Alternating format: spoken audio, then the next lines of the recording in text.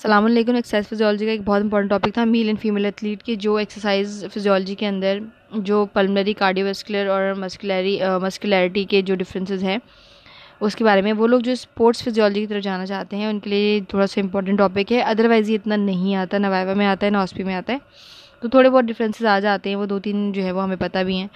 तो बट जो इसको स्पोर्ट्स की तरफ जाना चाहते हैं और जो इस चैप्टर को डीपली पढ़ना चाहते हैं उनके लिए ये वीडियो है। मेल एंड फीमेल एथलीट के बीच में डिफरेंसेस हैं वो क्या होते हैं वो हम बताते हैं आपको। पहली चीज़ तो ये कि आपको और हमें सब कुछ ये जो क्लियरली पता है कि मेल और फीमेल की बॉडी के अंदर फिजिकली बहुत ज़्यादा डिफरेंसेस होते हैं, उनके साइज़ में, उनके वेट में, बॉडी कंपोजिशन में, जिसकी वजह से जो फीमेल की जो परफॉर्मेंस है मेल एथलीट से 11% कम होती है। यानी वो कितनी भी एफर्ट्स कर लें 11% कम ही रिजल्ट आएगा देन मेल्स। ठीक है, अब इसका रीज़न क्या है कि मेल्स के अंदर जो टेस्टोस्टेरोन होता है, टेस्टोस्टेरोन और फीमेल के अंदर वो नहीं होता। ठीक है, हमारे पास इसकी रिप्लेसमेंट में क्या होता है, ईस्ट्रोजन और प्रोजेस्टेरोन। अभी जो दो हॉर्मोन्स के डिफरेंसेस है ना, इन टेस्टोस्टेरोन का बेसिकली काम क्या होता है कि आपके अंदर ये मसल मास को जो है वो की ग्रोथ को प्रमोट करता है।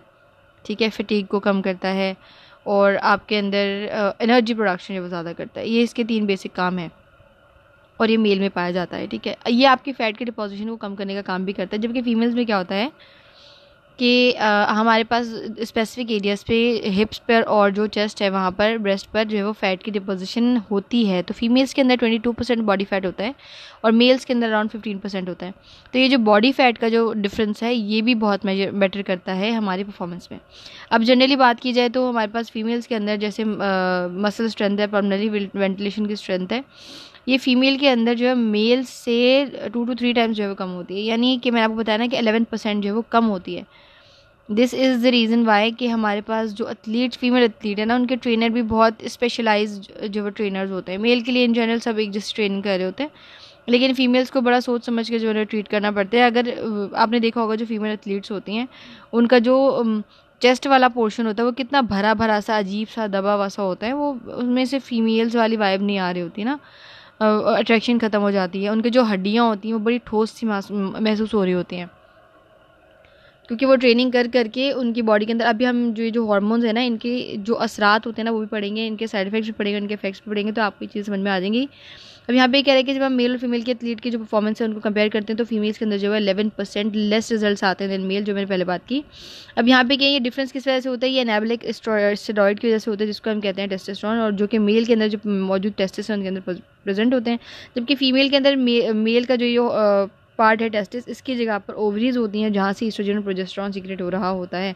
ईस्ट्रोजन क्या करती है, ये फैट की डिपोजिशन करवाती है हिप और ब्रेस्ट पर, और जो फीमेल के अंदर जो 27% बॉडी फैट होता है और मेल के अंदर जो 15% बॉडी फैट होता है। This is the difference why हमारी, देखें, जो फैट है ना वो आपको बेसिकली वेट देता है और एनर्जी की डिपोजिशन में हेल्प करता है। जब ज़रूरत पड़ती है तो आपको एनर्जी प्रोवाइड कर देता है। ठीक है ना, और कुछ एरियाज़ ऐसे हैं जहाँ पर जो फैट है वो आपको सपोर्टिंग मैकेनिज्म और आपको प्रोटेक्टिव मैकेनिज्म के तौर पर काम करता है। मेल्स के अंदर these areas are very less और ना होने के बराबर है, तो वहाँ पर फैट की डिपोजिशन भी नहीं होती।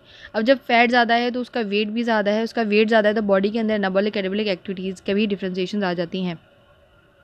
अब यहाँ पर इस टॉपिक से बिल्कुल हटकर एक बात हो रही है कि अभी जो परफॉर्मेंस का डिफरेंस है, एक तो ऑलरेडी मेल जो है वो फीमेल से अच्छा परफॉर्म कर रहे हैं, लेकिन कंपटीशन ज़्यादा होने की वजह से मेल्स या जो भी एथलीट्स कह लें, मैं मेल्स की बात नहीं कर रही, जो एथलीट्स हैं वो क्या करते हैं कि ऊपर से भी कुछ ड्रग्स लेना शुरू कर देते हैं। आप लोग फिल्म भी देखते हैं, टीवी देखते हैं, न्यूज़ में भी आता रहता है कि फ़लाँ जो है वो क्रिकेटर या फ़लाँ एथलीट या फ़लाँ प्लेयर जो है वो स्टेरॉइड्स लेने की वजह से, ड्रग्स लेने की वजह से जो है वो बैन कर दिया गया।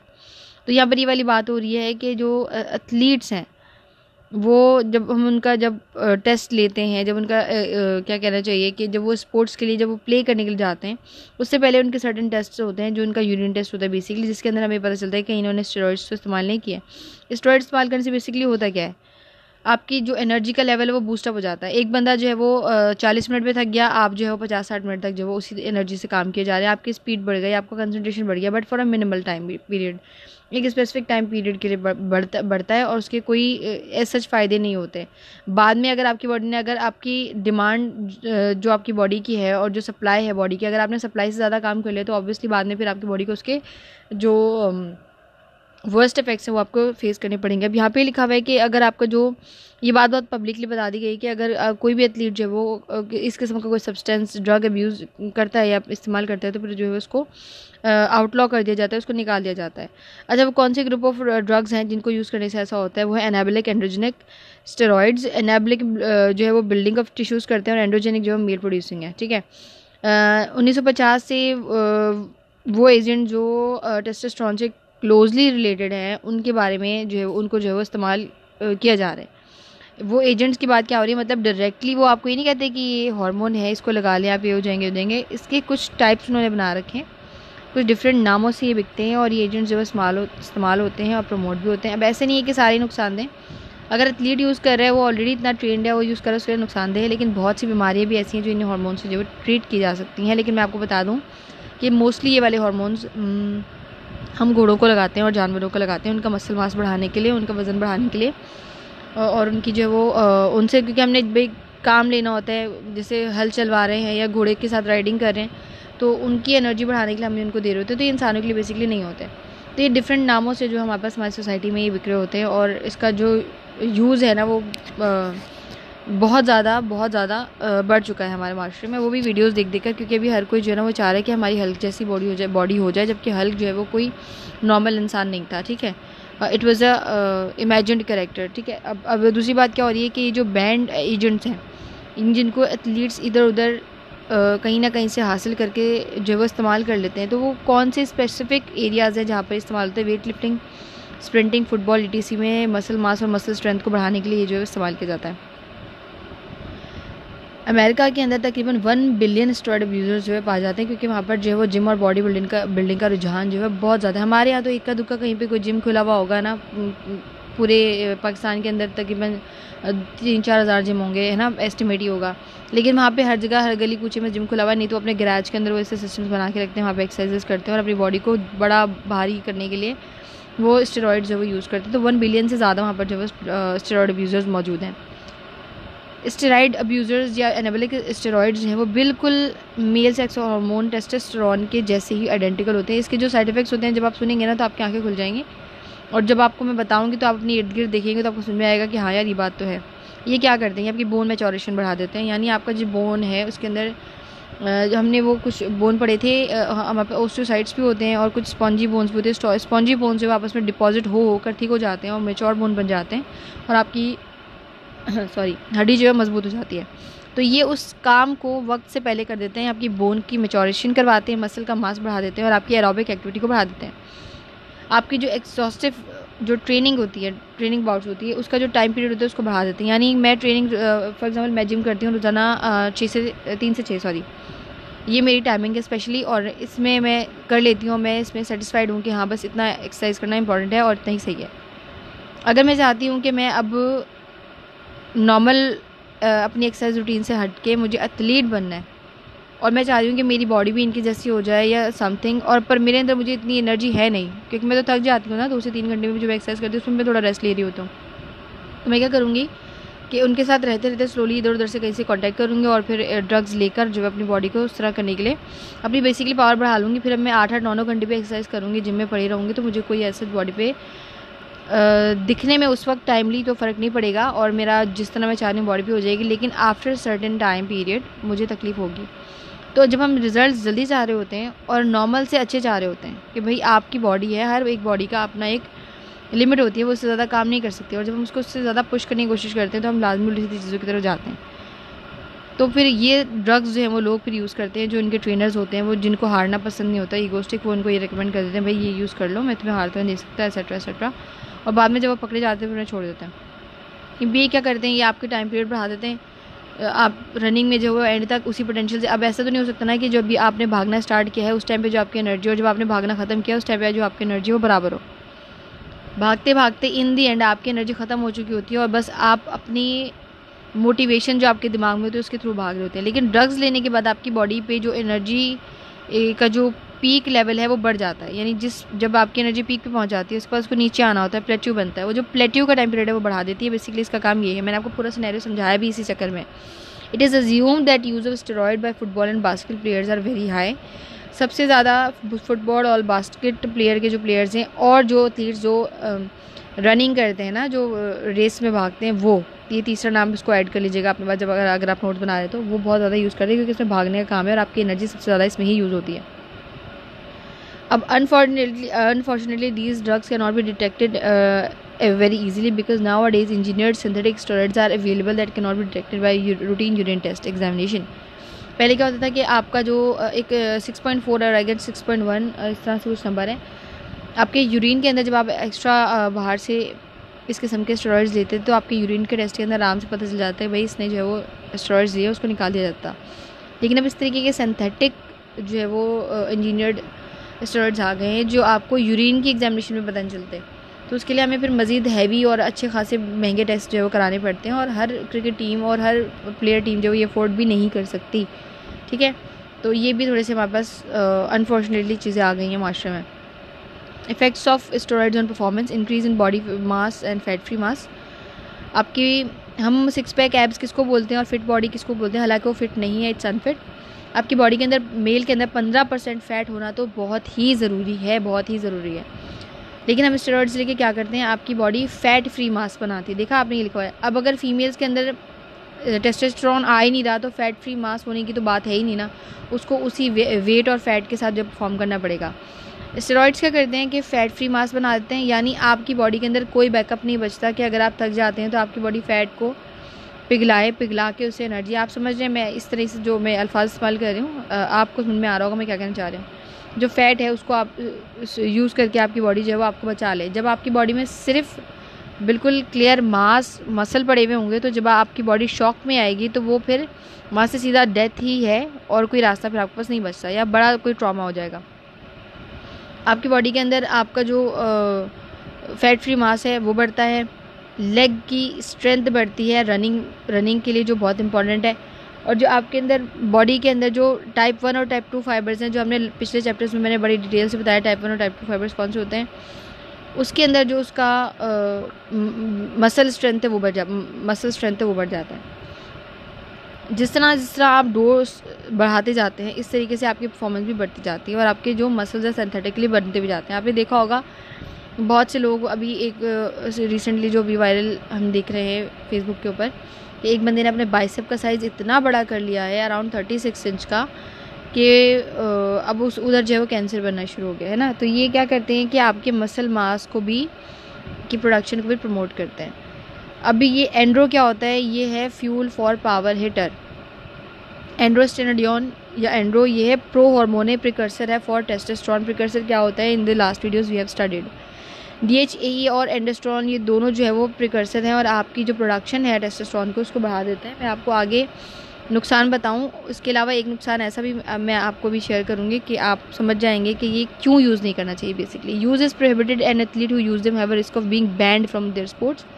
एक तो वैसे भी आपकी सेहत के लिए सही नहीं है, दूसरा ये कि आप जो है वो चीटिंग कर रहे हैं, अपनी एनर्जी को प्रैक्टिस के बजाय आप ड्रग से बढ़ा रहे हैं तो आपको जो है वो बैन कर दिया जाता है। दूसरा ये कि वो लोग जो 20 साल की उम्र से पहले अगर इसको इस्तेमाल कर लेते हैं तो उनका एपिफाइजिस जो है वो जल्दी हो जाता है और वो शॉर्ट स्टेज की तरफ चले जाते हैं। एनाबोलिक स्टेरॉइड्स जो वो सप्रेस कर देता है आपके गोनाडोट्रोपिक हार्मोन को। वो क्या होता है, आपने देखी होगी जितने बड़े बड़े बॉडी बिल्डर्स होते हैं ना उनके बच्चे नहीं होते है ना, उनकी आपने बच्चे नहीं देखे, मतलब जितने बड़े बॉडी बिल्डर हैं या तो उन्होंने बॉडी बनी हुई है तो वो शादी नहीं करते, या अगर कर लेते हैं तो उनके पास उनके बेबीज़ नहीं होते, दे बिकम इम्पोर्टेंट। आपकी बॉडी के अंदर एक सर्टेन लेवल पे टेस्टोस्टेरोन होता है और जब वो टेस्टोस्टेरोन कम होने लगता है तो आपकी बॉडी उसको मज़ीद बनाने लगती है। आपकी बॉडी को ये नहीं पता कि ये टेस्टोस्टेरोन बाहर से आया है और ये नेचुरली बना हुआ नहीं है तो मुझे अपनी प्रोडक्शन जारी रखनी है, ऐसा नहीं होता। अगर आप बाहर से टेस्टोस्टेरोन ले रहे हैं तो फिर आपकी बॉडी जो नेचुरल टेस्टोस्टेरोन है जो टेस्टिस में बनने थे उसको बनाना बंद कर देती है, क्योंकि उसको लगता है कि भाई ये तो ऑलरेडी बहुत ज़्यादा एडिक्वेट क्वांटिटी में बॉडी में मौजूद है। और इससे क्या होता है कि आपका जो टेस्टिस है उसका साइज़ भी श्रिंक हो जाता है और आप इम्पोर्टेंट होके रह जाते हैं। समझ में आ रही है बात, आप इम्पोर्टेंट होकर रह जाते हैं और आपकी बॉडी के जो इरेक्टाइल डिसफंक्शन है और बहुत सारे डिसफंक्शन जो है वो बॉडी में पैदा हो जाते हैं, जिसके बाद आपकी बॉडी हैवी तो हो जाती है लेकिन जो बेसिक लाइफ के जो क्या कहना चाहिए कि नीड्स और डिमांड्स है ना वो फिर आप जो है पूरी नहीं कर पाते।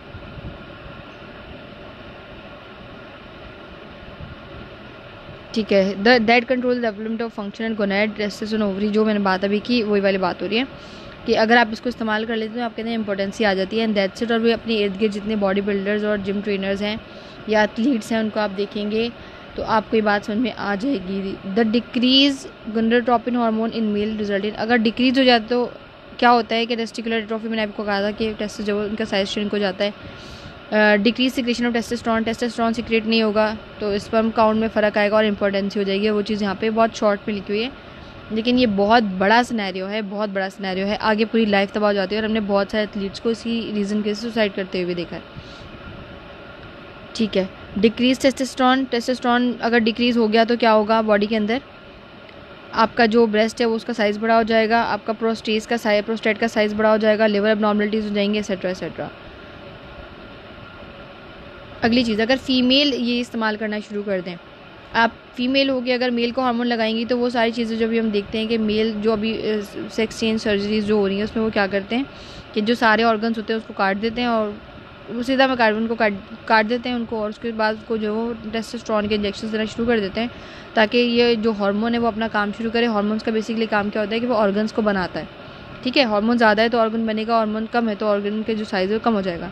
तो फीमेल्स को फिर वो क्या करते हैं कि टेस्टोस्टेरोन के जो इंजेक्शन देना शुरू कर देते हैं और उनके अंदर जो ब्रेस्ट खुद ही कम होना शुरू हो जाती है, दाढ़ी आना शुरू हो जाती है, आवाज़ चेंज होना शुरू हो जाती है, मेंस्ट्रुअल इरेगुलरिटीज़ होती हैं और फिर वो ख़त्म हो जाते हैं सिस्टम सारा।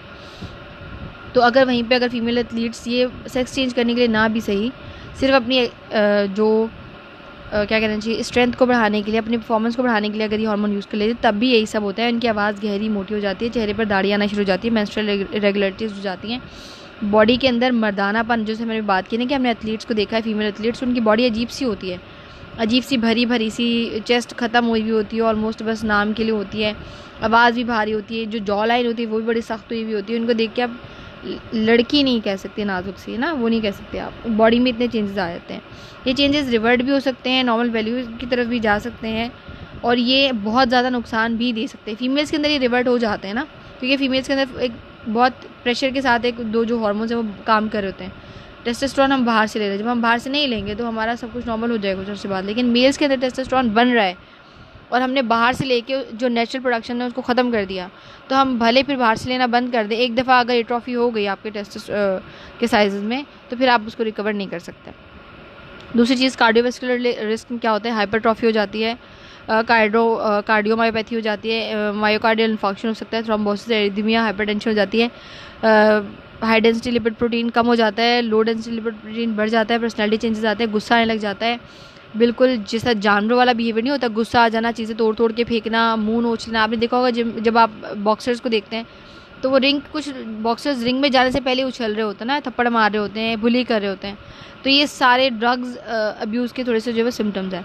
मूड स्विंग्स होना शुरू हो जाते हैं, पैनिक अटैक हो जाता है, मैनिक लाइक सिस्टम्स हो जाते हैं, डिप्रेशन, एक्सट्रीम इरिटेबिलिटी, डिल्यूजन, ये नज़र आ रहा है वो नज़र आ रहा है, गुस्सा, बहुत सारी चीज़ें जो है इसके साइड इफेक्ट्स में आती हैं। अब टेस्टोस्टेरोन क्या होता है, the principal main hormone that stimulates the developed of the male sex characteristics. Male को मेल बनाने के लिए जो हार्मोन चाहिए, ये मर्द अगर मर्द किसी हार्मोन की वजह से है तो टेस्टोस्टेरोन की वजह से, यही हार्मोन है जो आपके इस स्पेसिफिक ऑर्गन्स को बनाता है और उनकी एक्टिविटी को कंटिन्यू रखता है। ठीक है, स्पेसिफिक ऑर्गन्स को बनाना और उसकी एक्टिविटी को फॉर लॉन्ग टर्म जब तक ये बनता रहेगा उसको कंटिन्यू करना, चाहे वो आपकी दाढ़ी है, चाहे वो आपके गले की गहरी आवाज़ है, आपकी वॉकिंग स्टाइल है, आपके मसल मास है, आपकी जो चेस्ट का साइज़ है उसकी रिडक्शन है, आपके एब्स का बनना है, या आपके जो गोनाडोट्रोपिन्स हैं जो उनकी एक्टिविटी है, वो सब चीज़ जो है टेस्टोस्टेरोन देख रहा होता है। अब ये जो है वो एज अ डाइटरी सप्लीमेंट भी जो है यूज़ किया जाता है। इसमें हमारे पास एंड्रोस्टेडियोन है और दूसरा जो है एंड्रोस्टेडियोल है। ये दोनों बैन है NCA की तरफ से प्रॉपरली, मतलब 100% बैन है। अब हमारे पास जो सिंथेटिक हम यूज़ कर रहे हैं वो बहुत सारे तरीक़ों से यूज़ कर रहे हैं, मतलब सिंथेटिक यानी ताकि वो टेस्ट में पता चले, वो हम बहुत सारे तरीक़ों से यूज़ कर रहे हैं। इंजेक्शन के तौर पे भी ले रहे हैं, पैचेस भी लगा रहे हैं, जेल भी ले रहे हैं और कैप्सूल्स के तौर पे भी खा रहे हैं वज़न बढ़ाने के लिए। वज़न यानी सिर्फ प्रोटीन मास बढ़ाने के लिए, फैट ना हो उसके अंदर। Synthetic testosterone is use is detected indirectly bye either using the testosterone AP testosterone ratio TE greater than 6.1 considered positive. अगर आपका जो अगर टेस्टोस्टेरोन का जो रेशियो है बॉडी बना रही 6.1 जो वो नॉर्मल है, इससे ज़रा सा ऊपर होगा तो हम आपको मानेंगे कि भैया आपने जो वो ऊपर से ड्रग्स लिए थे और आप जो है पकड़े जाएंगे। या फिर हम डायरेक्ट जो है वो IRMS कर लेते हैं, आइसोटोपरेशन मास स्पेक्ट्रोमेट्री, और इससे भी हमें पता चल जाता है कि भैया अगर आपके यूरिन के अंदर जो 6.1 से ज़्यादा जो है वो टेस्टोस्टेरोन आ गए तो मतलब आपने जो है वो पॉजिटिव ड्रग टेस्ट है और आपने ड्रग जो है वो लिया है। Next thing is the anabolic steroid that may occur naturally in human body but only in very tiny quantities। हमारे पास एक नेंड्रोलोन नाम का जो थोड़ा सा ड्रग होता है, एनाबलिक स्टेरॉइड होता है जो हमारी बॉडी में बनता है लेकिन बहुत कम क्वांटिटी में बनता है, माइनर क्वांटिटी में बनता है। इसका काम क्या होता है कि ये आपका एनीमिया को ट्रीट करने में हेल्प करता है, आपके उससे प्रोसेस से आपको बचाता है। अगर ब्रेस्ट कैंसर एक्सेट्रा जैसे इश्यूज़ हैं या प्रोजेस्टेरोन बेस्ड कॉन्ट्रासेप्टिव जो फंक्शंस हैं उनके अंदर जो है आपकी बड़ी हेल्प करता है। अब इसको जो है वो हम किस में इस्तेमाल करते हैं कि मतलब वो पेशेंट जो अपना वज़न बढ़ाना चाहते हैं, जो वेट लॉस के बाद जो सर्जरीज लेते हैं, जिनको ट्रॉमा हो जाता है, सीवियर ट्रॉमा हो जाता है, हम उनके लिए भी जो है इसको इस्तेमाल करते हैं एज ए मेडिसिन। ठीक है, ये FDA से अप्रूव्ड है, इसके साइड इफ़ेक्ट्स जो है वो है लेकिन इतने कुछ खास नहीं है। लेकिन अगर मेल जो है वो इस हार्मोन को इस चक्कर में ले लेते हैं कि हम अपना जो है वो एनीमिया को कवर कर लें, उससे प्रोसेस से बच जाएँ, हमारी एक्टिविटीज़ जो है वो लॉन्ग टर्म हो जाए, तो फिर उनको जो है इरेक्टाइल डिसफंक्शन हो जाता है और कार्डियोवास्कुलर डैमेज भी बहुत ज़्यादा होता है। अब बॉडी नेचुरली अगर इसको वेरी टाइनी क्वांटिटी में बना रही तो इसका अंदाज़ा आपको हो जाना चाहिए कि आपको इसको ज़्यादा क्वांटिटी में नहीं लेना, लेकिन ये लिया जाता है। अब दूसरा जो है आप बस सिंथेटिक स्टेरॉइड जो लिया जाता है, जिसको हम जो है बोल्डेनोन कहते हैं, बोल्डेनोन कहते हैं। अब इसको ये 3-4 नामों के अंदर जो मिलता है, अल्ट्राजेन के नाम से मिलता है, क्विकागेन के नाम से मिलता है, इक्वागेन के नाम से मिलता है, गेनाबॉल के नाम से मिलता है, इक्वापोइस के नाम से मिलता है। ये क्या करता है, ये भी टेस्टोस्टेरोन का जो है वो डेरिवेटिव है और उसका स्ट्रक्चर बिल्कुल जो केमिकल स्ट्रक्चर है बिल्कुल उसके जैसा ही है, लेकिन ये जानवरों के लिए इस्तेमाल होता है, बेसिकली घोड़ों के लिए इसको इस्तेमाल करते हैं, जो मैंने आपको पहले बताया था। तो ये इंसानों के लिए नहीं होता, और ये अगर आपने एक दफ़ा इंजेक्ट कर लिया अपनी बॉडी में तो ये आपको 18 महीने तक आपका स्टेरॉइड टेस्ट पॉजिटिव दे सकता है आपको, इसका इतना शदीद नुकसान है। ठीक है, दूसरा क्या था हमारे पास, another synthetic anabolic steroid related to the male hormone testosterone has been approved for human use. वो कौन सा है, वो है विंस्ट्रॉल। ठीक है, पर ये किस लिए इस्तेमाल होता है, मैंने आपको बताया ना कि सारे ड्रग्स जो नुकसानदेह नहीं होते, कुछ हम एज अ मेडिसिन भी यूज़ करते हैं। स्टेनोजोलोल जो है वो ये ड्रग है जिसको हम विंस्ट्रोल के नाम से भी यूज़ कर रहे होते हैं। ये आपकी हेरिडिटरी एंजियोइडेमा और एनीमिया को जो ट्रीट करने में इस्तेमाल होता है, लेकिन भाई साहब ये बहुत कम ऐसा होता है ना ये डिजीज़ में इस्तेमाल हो, ये ज़्यादातर यानी 2 से 3% डिजीज़ में इस्तेमाल होना चाहिए, क्योंकि सबको तो एनीमिया या एंजियोइडेमा नहीं होगा ना। तो ये ज़्यादातर वेटेरिनेरियन जो है वो इस्तेमाल करते हैं, जानवरों के जो डॉक्टर वो इस्तेमाल कर रहे होते हैं, और ये लोग वहाँ से लेकर ना उसको, क्योंकि ये क्या करता है, रेड ब्लड की प्रोडक्शन बढ़ाता है। एनीमिया को ट्रीट करे तो ऑब्वियसली RBC की प्रोडक्शन बढ़ाएगा, बोन डेंसिटी को अच्छा करेगा, आपकी एपेटाइट को बेहतर करेगा। ठीक है, जो कमज़ोर जानवर हो चुके होते हैं उनके लिए इस्तेमाल हो रहा होता है। तो एथलीट्स जो है वो उसको वहाँ से लेकर इस्तेमाल कर होते हैं, विनवी के नाम से मिलता है, और ये यूरिन में बहुत ईजिली डिटेक्ट हो जाता है, क्योंकि एनिमल्स का जाहिर सी बात है ह्यूमन्स के लिए अप्रूव्ड है, लेकिन एक सर्टेन, देखिए ना, अगर एक चीज़ हम जो 5 mg की खा रहे हैं तो जानवर तो नहीं 5 mg की खाएगा, वो 500 mg की खाएगा या 2000 mg की खाएगा उसके इफ़ेक्ट्स के हिसाब से। ठीक है ना, अगर हम उसको 5 mg ले रहे हैं तो जाहिर सी बात है हम किसी डिजीज़ को ट्रीट करने के लिए ले रहे हैं, लेकिन अगर हम वो डोज ले रहे हैं जो एनिमल्स को दिया जाता है तो वो यूरिन में भी आएगा और आपको इफ़ेक्ट्स भी उतनी ही ज़्यादा देगा और साइड इफ़ेक्ट्स भी उतनी ही ज़्यादा देगा। अभी कौन सा वाला है ये आपने नाम जो है वो याद रखना है। उसके बाद जो हमारे पास जो है वो हमारे पास एंड्रोस्टेडियोन, ये मैन्युफैक्चर हुआ था एज अ डाइटरी सप्लीमेंट जिसको हम एंड्रो के नाम से कहते हैं। On April 2004 United States Food Drug Administration ban for sale of andro. ये डाइटरी सप्लीमेंट के तौर पे ईजाद हुआ था, लेकिन उसके बाद जो है वो United state of food Drug administration ने इसको बैन कर दिया था इसको सेल करने से, क्योंकि इसके हेल्थ रिस्क बहुत शदीद थे और बहुत ज़्यादा थे। वैसे तो सबके ही बहुत ज़्यादा हैं, कोई भी चीज़ सबसे ज़्यादा इस्तेमाल की जाए तो उसके नुकसान है, लेकिन इसके बहुत ज़्यादा थे और लोग इसको बहुत ज़्यादा इलीगली परचेज़ करके बाय माउथ भी खा रहे थे। और एक वक्त ऐसा आ गया था, क्योंकि 2004 की बात है, कि बच्चे जो है वो कार्टून्स और ड्रामा देख कर अपने जो बॉडी वेट को बढ़ाने के लिए भी इसको इस्तेमाल करते हैं, इसलिए इसको जो है वो बैन कर दिया गया। और ये सबसे ज़्यादा ओवर द काउंटर बिकने वाले ड्रग्स में से था। कौन सा, ये वाला। ठीक है, अब जो दूसरी बात कि ब्लड डोपिंग क्या होती है कि ब्लड की कंपोजिशन को आप किसी भी तरीके से अल्टर करने की कोशिश करें तो उसको हम ब्लड डोपिंग कहते हैं।